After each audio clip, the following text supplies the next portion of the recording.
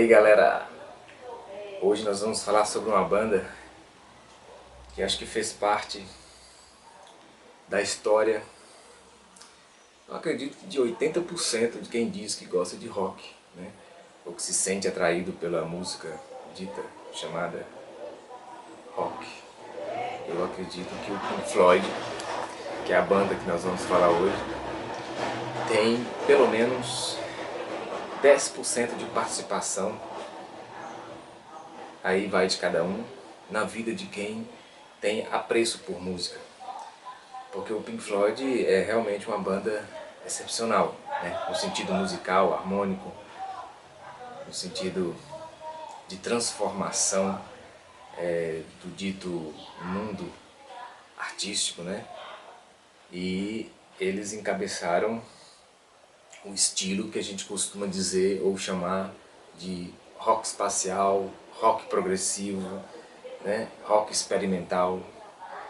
E hoje aqui nós vamos dar ênfase ao álbum Animals, que é um álbum lançado pelo Pink Floyd e que tem um caráter praticamente em sua ideia conceitual, é um álbum completamente político, né?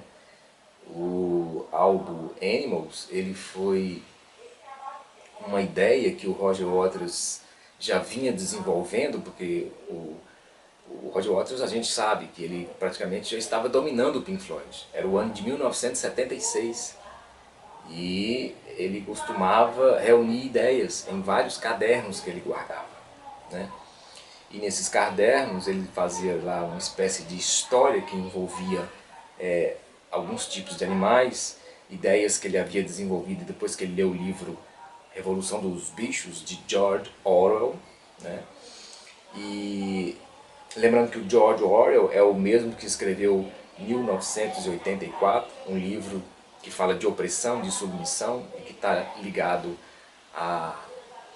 ao que acontecia na Rússia na época do stalinismo, né? Na época de Stalin, aí vem a ideia de stalinismo, né? Então, Roger Waters, completamente envolvido pelas ideias do livro Revolução dos Bichos, ele começou a criar as suas próprias historinhas. É como se ele quisesse criar uma espécie de peça, então um roteiro para um filme, e Roger sempre foi dado essas coisas. Então ele tinha toda uma coleção de cadernos onde ele guardava essas ideias, que depois ele aproveitava também nas músicas da própria banda. Então a gente nota aí que no ano de 1976, lembrando que nesse ano o movimento punk já estava estourando, né? Como bandas como The Damned, The Sex Pistols. Há até um fato interessante que aconteceu entre o pessoal que desenhava as capas do Pink Floyd, que era o pessoal da empresa chamada Hipgnosis, e no mesmo prédio onde esse pessoal trabalhava, o Sex Pistols gravava, faziam gravações, né, sessões de música, e um belo dia um dos caras da Hipgnosis, ele se deparou no corredor do prédio com o Johnny Rotten, que é da Sex Pistols. E na blusa estava escrito I hate Pink Floyd, ou melhor, traduzido, eu odeio Pink Floyd. E aí teve uma treta, né? Teve um mal entendido entre os dois. Rolou um mal-estar ali e tal, aquela coisa toda. E o Johnny Rotten deixou claro, nós odiamos vocês, nós odiamos o que vocês fazem, né? E o movimento punk, a gente sabe que ele veio para poder derrubar tudo que era dito como certo, correto, conceitual.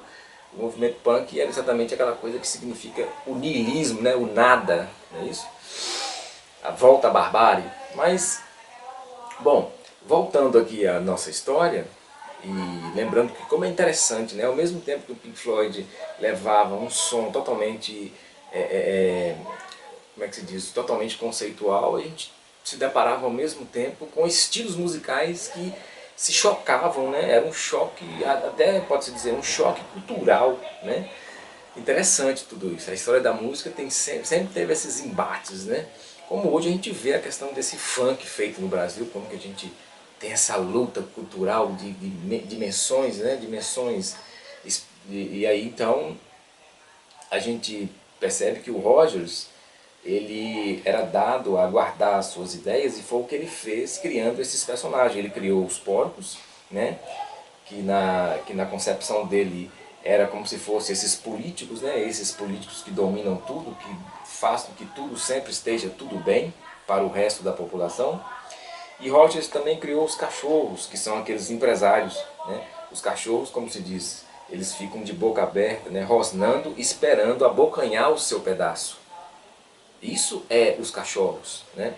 E no álbum The Animals, Roger Waters ele faz uma divisão, né? A gente percebe quando a gente escuta as músicas, a gente nota que na música Dogs, ali há uma explanação de que os dogs, ou melhor, os cachorros, no caso os empresários que estão lutando por uma boquinha, por um pedaço, para um dia se tornar um grande pig, né?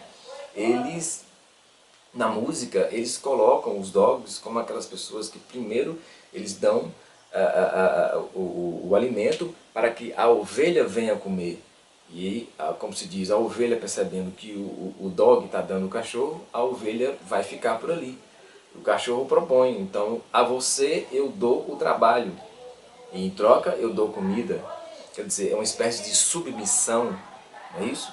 É uma espécie de regime totalitário. Então a história do álbum vai se construindo.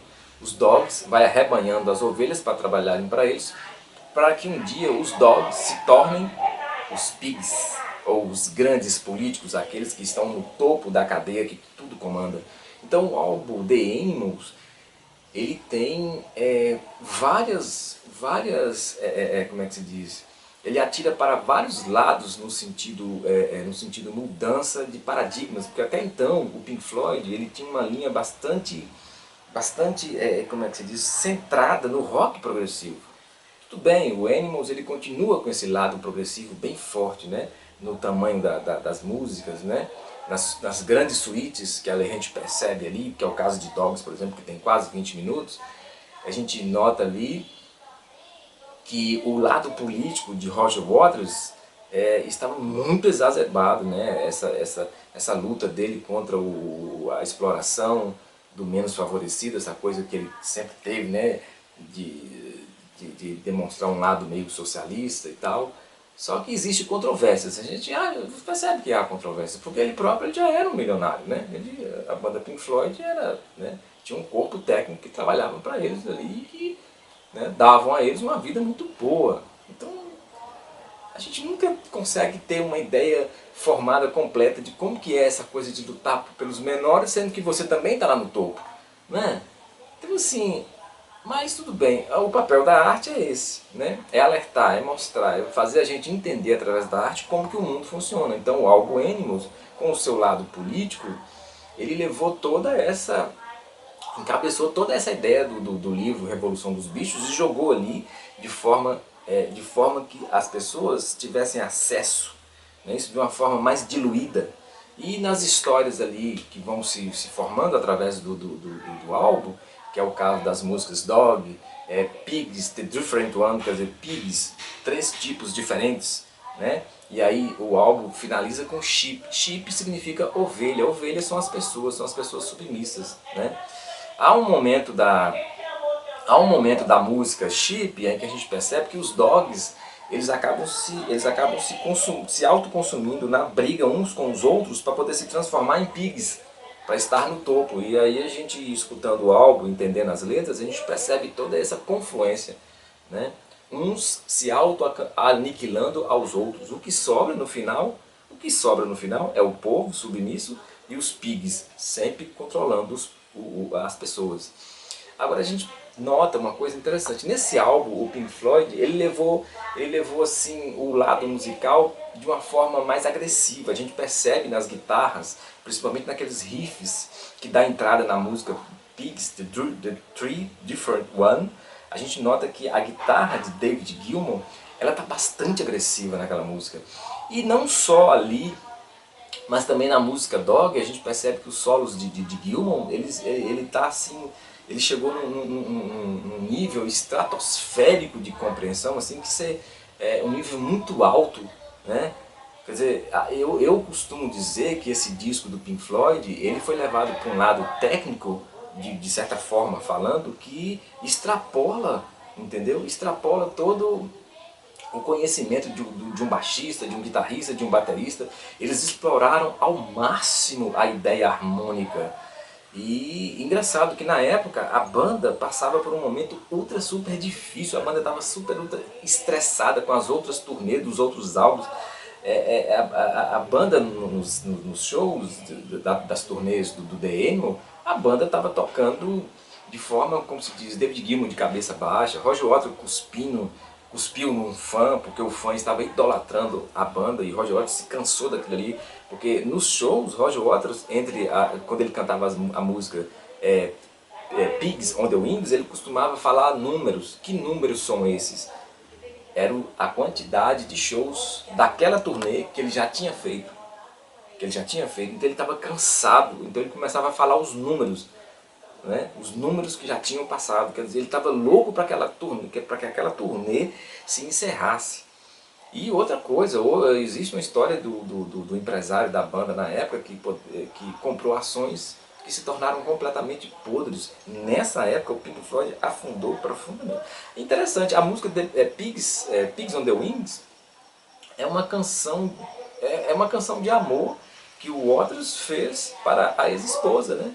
A ex-esposa, a Caroline. E esse álbum, o The Animals, ele é recheado de histórias interessantes. Outra história bastante incrível, assim, que poucas pessoas conhecem, é que a capa do álbum The Animals era para ser um menino segurando um ursinho de pelúcia e observando o pai e a mãe fazendo sexo no quarto. Essa capa foi completamente rejeitada por Roger Waters. Na época foi o fotógrafo, né? Não me engano, ele era sueco. Era o Torgensson, né? É Storm Torgensson o nome dele. Não, acho que era um sueco, um norueguês. Ele era um dos fotógrafos da Hipgnosis. E foi ele que sugeriu essa capa. Outra capa que ele sugeriu foi patos desenhados num quadro, patos, nossa, muito sem sentido, muito ridículo demais. Aí o Waters, como o Waters era sempre um cara antenado com tudo, sempre à frente do tempo de todo mundo que estava em volta dele, o Waters vai e tem a ideia do porco flutuante. Que é o que aparece na capa do disco The Animals, porque a gente percebe que na capa do disco The Animals tem lá uma foto de uma fábrica que tem na Inglaterra. Eu não sei se essa fábrica ainda existe, mas eu lembro que essa fábrica ela foi bombardeada na Segunda Guerra Mundial. Essa fábrica se chamava, ou se chama ainda, Bates. E essa fábrica foi usada como pano de fundo para que o Waters mandasse criar um porco inflável gigante. E a ideia era colocar o porco durante alguns dias entre as torres da fábrica, como se fosse uma pré-propaganda do lançamento do álbum The Animals, correto? E aí, o que aconteceu? O lance era o seguinte: o porco ele ficaria ali uns 2, 3 dias fazendo a menção ao lançamento do álbum, para que as pessoas vissem, né, e desse todo aquele marketing, né? E um cara ele foi contratado para atirar no porco depois de 3 dias para que o porco explodisse e os cabos de aço que seguravam o porco, né, aí tiraria de lá os cabos de aço. Bom, o que aconteceu? O porco, o clima não estava muito bom, acho que estava ventando demais. O que aconteceu? Um dos cabos de aço estourou e o porco se soltou e saiu voando pelo céu de Londres. Existe uma história que diz que o sistema de tráfego aéreo da época chegou a registrar que foi uma coisa de doido, que havia um porco flutuando sobre os céus de Londres e ninguém sabia explicar por quê. Era o porco do Pink Floyd. Esse porco ele foi parar numa fazenda, né? Ele foi parar numa fazenda e assustou demais as vacas lá de um fazendeiro. Esse fazendeiro acabou esbagaçando esse porco todinho, porque ele ficou com raiva, rasgou esse porco todo e o porco nem se viu como souvenir para poder guardar, para ficar na história da banda, porque o cara ficou com raiva, né? Essa é mais uma da história dessa época do The Animals. E esse álbum é fantástico, né? Esse álbum é fantástico. Ele tem assim, como é que se diz? Ele nos leva para um mundo realmente de confluência, né? De classes, de briga de classes, de mudança de paradigmas, não é isso? É um álbum altamente político, politizado demais. E outra coisa que eu acho assim, fenomenal é o trabalho de teclados do Richard Wright, né? Nossa, você percebe ronco de porco no meio das músicas, você nota latidos de cães, tudo isso são efeitos especiais, né? Tudo isso são efeitos especiais, que faz com que o álbum fique mais rico, né? E nossa, esse álbum pra mim, na minha opinião, é o álbum número 1 do Pink Floyd, é The Animals para mim. Eu não sei, talvez seja por causa da presença das guitarras mais agressivas que dá um astral, dá uma coisa mais rock, no sentido literal da palavra, né?